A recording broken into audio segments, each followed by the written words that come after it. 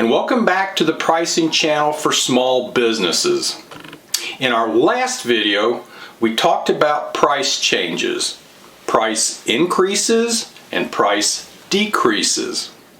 And we gave you a couple of tools to help you evaluate whether a particular price change would be profitable for your business.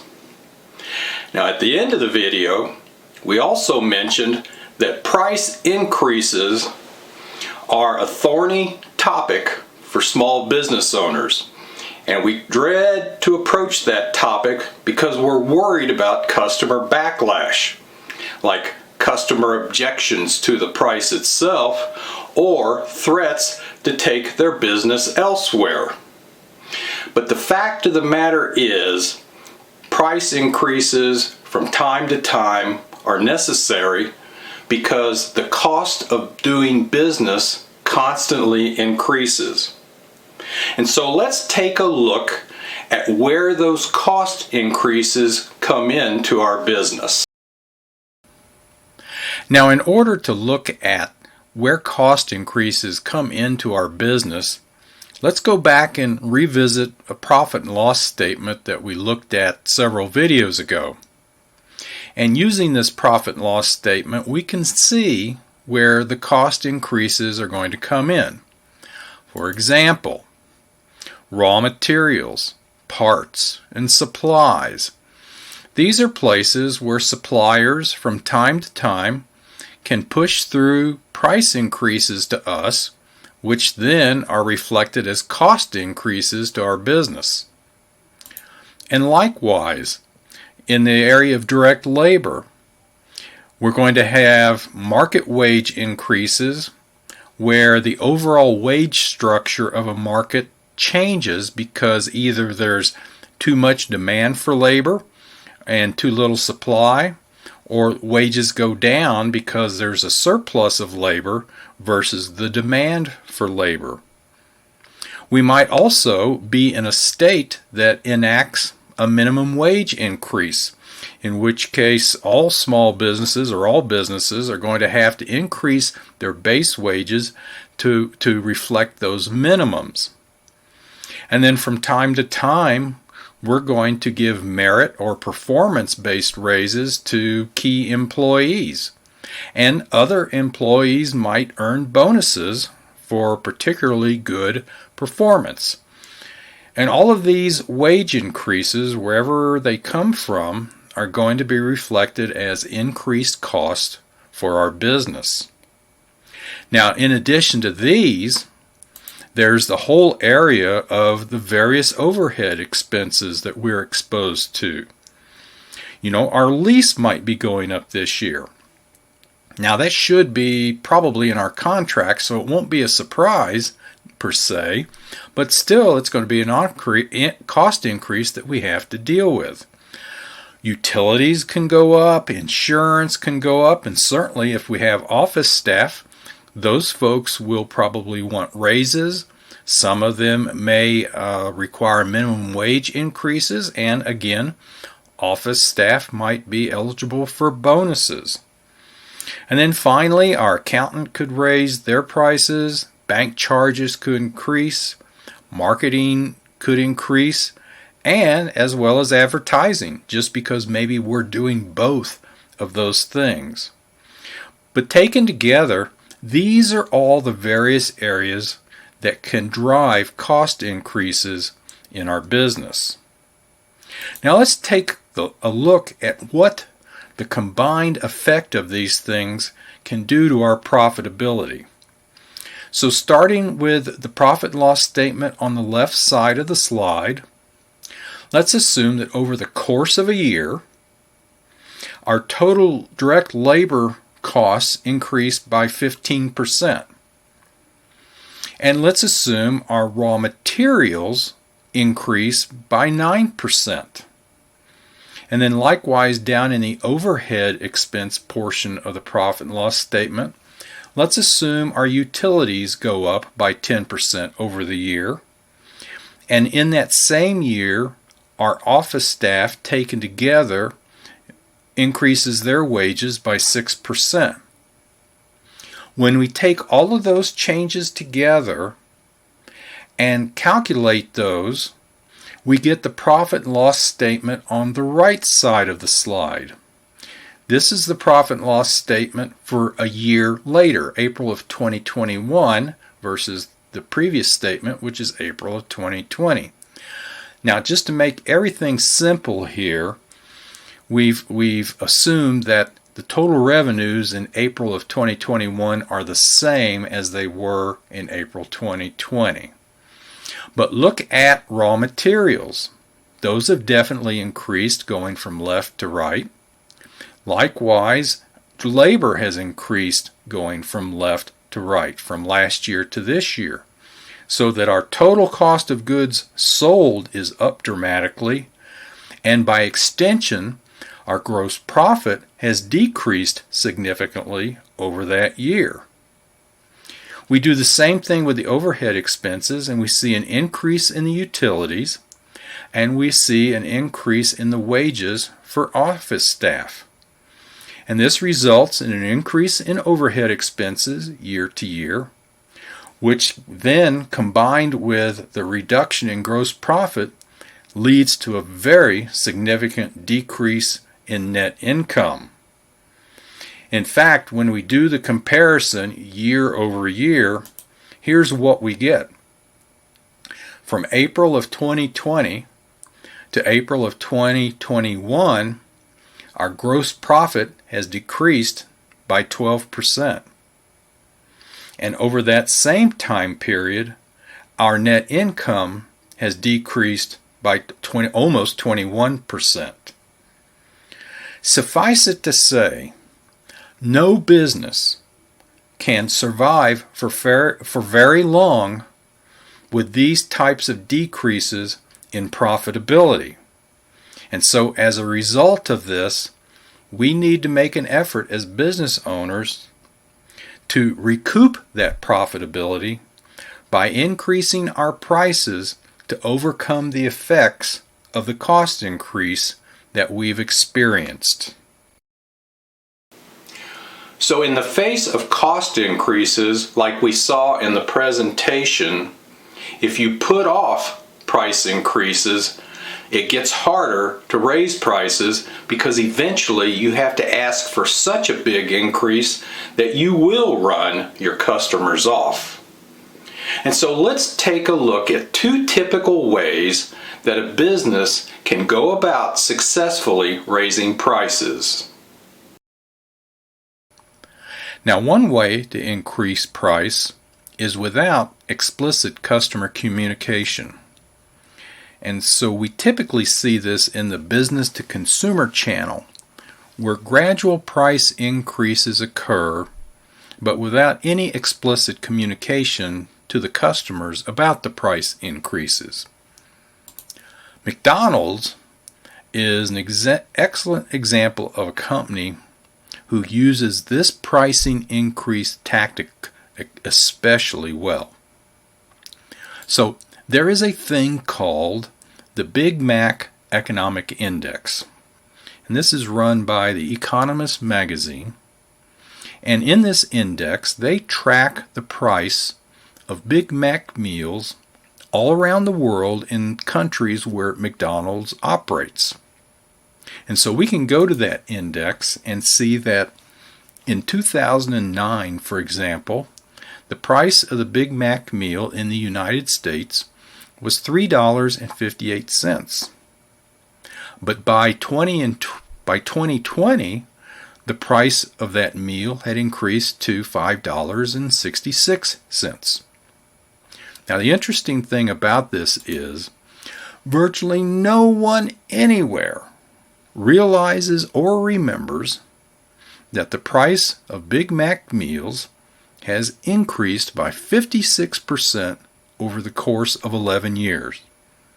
And the reason for this is because the changes are so gradual and they are so constant.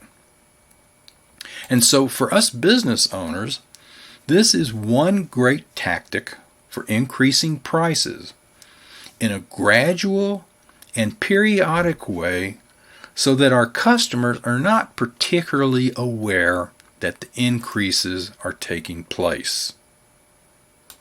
Now, another variation of this is that McDonald's does not change its whole menu at once. Different parts of the menu are changed at different times throughout the year. And so drinks may be changed on one schedule, burgers and other meals on another schedule, desserts and salads on yet another schedule. And this added rotation of price increases makes it even harder for customers to keep track of how prices may have risen on any given menu item. Now, a second way that we can go about increasing prices is with explicit customer communication.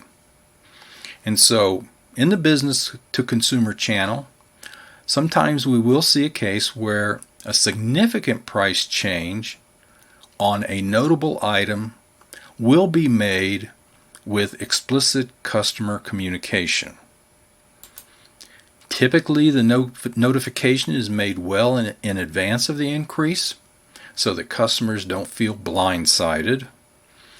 Also, the date and the amount of the increase can be disclosed so that if customers want to stock up in advance of the increase, they can. And then, in the communication of the price increase, the increase itself is typically justified by citing increased cost of doing business, maybe the shortage of supply of some key component, and oftentimes maybe economic conditions can be cited. For example, if we are a transportation company, we could say that oil prices are increasing, which causes our fuel costs to increase, and so that's why we have to increase our price. Now, in addition to this justification component, we can also cite the value of the increase and use that value as a way to sell the increase to our customers. Now, you might wonder, well, how is there value for customers in a price increase? Well, you've probably seen language similar to this. We're increasing our prices so as to cover cost increases so that we can continue to serve you well. The implication here is that we've served you well in the past, you'd like for us to serve you well in the future, and we want to do that, and so that is why we're increasing our prices. Another way to say this is we're increasing our prices to bring you a new and improved product. The auto industry does this every year, rolls out all kinds of new and improved models of various cars and trucks, and brings along a price increase with that. We hardly give it a second thought. Now, another way to go about this is we can say we're increasing our prices so that we can bring you even better service and even better products to our loyal customers, thinking that our loyal customers expect us to do that, and so we're going to do it, and so increasing the price is just a part of that process. Now, price increases with explicit customer communication are really part and parcel in the business-to-business channel. And so these price increases are almost always communicated to customers. And we also increase these prices and communicate them so as to alert the marketplace of the impending price moves, including our competition. We want to alert them that we're increasing prices, hoping that they will be experiencing the same cost increases we are, and that they will then move to increase their prices, which will provide support for the move that we're making. Now, we may have customers with supply contracts, and in those supply contracts there may be language that limits either the timing of price increases or the amount of price increases or how many times we can increase their prices in a given period of time, say a year. And so when we communicate the price increase to the marketplace, we typically add this language that the increase is going to be on a certain date for a certain amount or as contract terms and conditions allow. And that signals the marketplace that some people may not see the price increase at the same time other people are. And again, in these communications, we're going to justify or cite the reasons for the increase, such as rising material prices, and we'll make an effort to sell the value of the increase to our customers using, many of the same types of language that we saw in the earlier slide. Now, one thing that is very, very important when we go about to increase prices is to make sure that we stay the course on those increases. Whether it's in the business to consumer channel or it's in the business to business channel, whether it's with customer communication or without customer communication, when we set the price increase process into play, we have to stay the course. Even when customers object to the increases, and they will object. Many of them will. And they may object emotionally, and they may threaten to take their business elsewhere. But we have to stay the course on those increases.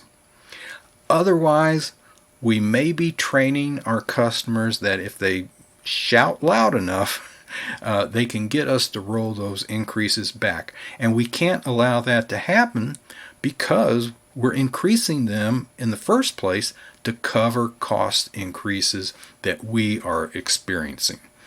So with a price increase, we have to be ready to stay the course. Some customers might have a legitimate concern about the price increase and ask you to modify the terms.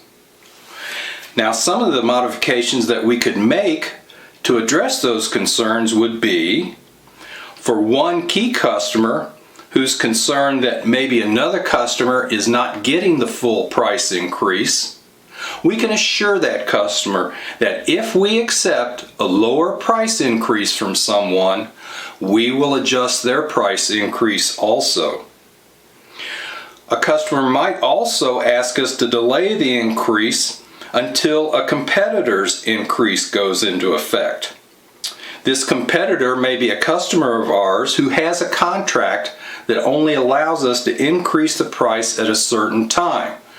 And so what the other customer is asking us is, don't increase my price until their price increases. And that's a legitimate concern.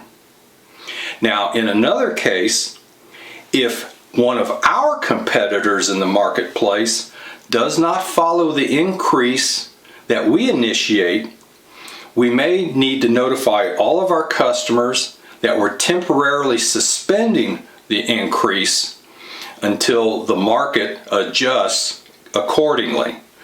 In this way, we're not rolling back the price increase, we're just suspending it until our competitors come along with the same kind of price increases on their accounts.